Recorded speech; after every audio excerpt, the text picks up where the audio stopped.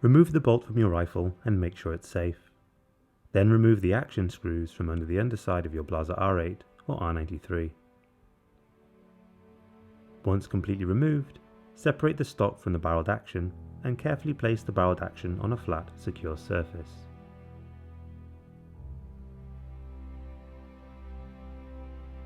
Next, you'll need to separate the forend from your stock by removing the 5mm Allen bolts.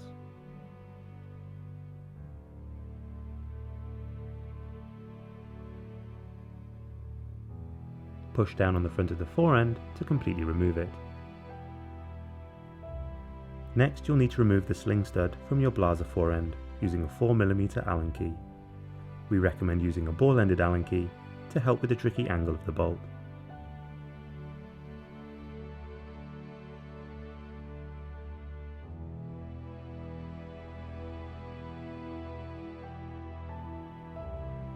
Notice the grooves of the Blaser R8 forend. These line up with the anti-rotation ridges on the Tier-One Blaser Picatinny rail adapter. Make sure these are lined up correctly before tightening and firmly pushing the Picatinny rail into place.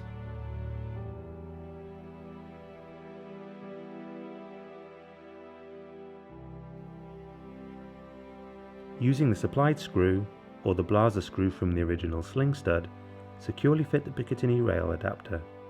As you tighten it, you should feel the rail being pulled into place if the anti-rotation lugs are correctly aligned.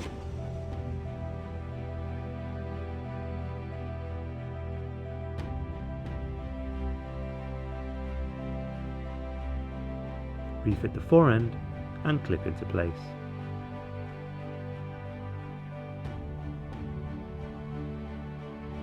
Refit the 5mm Allen bolts and make sure they're firmly torqued up. As the forend can be affected by recoil, it's important to make sure these are tight. Depending on the forend, these should be tightened to around 5 Nm of torque. Check your rifle's handbook if you're unsure.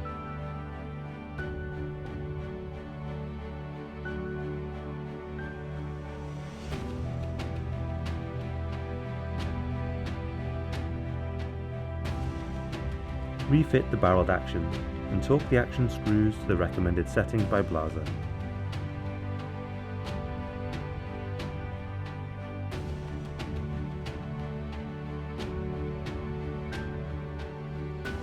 Both the Tier-One Tactical and Evolution bipods fit perfectly on the Blaser Picatinny rail adapter.